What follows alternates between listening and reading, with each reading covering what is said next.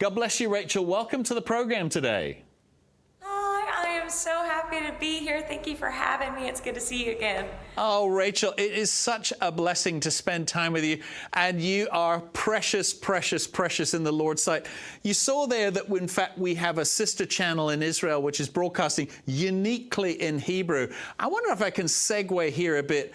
You are a worship artist and a worship leader. How important is it when things are tough, when things are dark? Obviously, in Israel, it's a whole nation that's going through difficulty, but whether it be a nation or our personal lives, how important is it to stay on the worship side, not the circumstance side, as we walk out our Christian faith?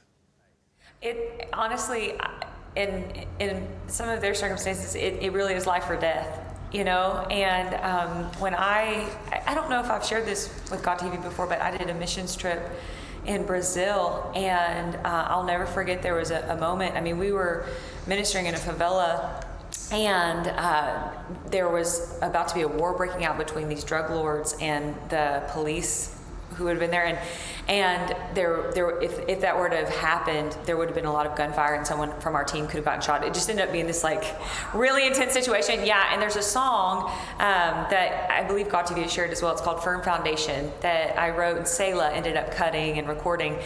And it was before Selah released it, but I had already written it, and I remember thinking like, oh, like I could very much die today.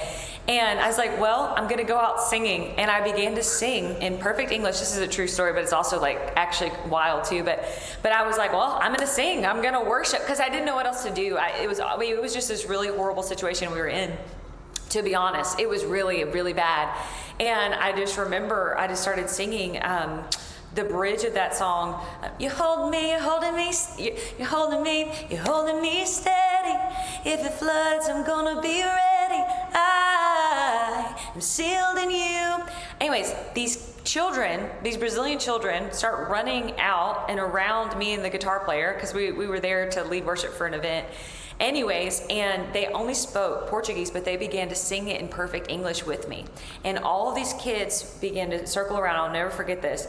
And war never broke out between the police and the drug lords. And the Bible says that he inhabits the praise of his people, you know? And so whenever we worship, he comes, he rests. That's where his presence rests. And that is a very true story. And we ended up being able to do an outreach that night. No war broke out. And we were able to lead the full outreach. And so to that community in that favela. So that is a true story. But I know for a fact, life and death lies in our worship, and that's just true.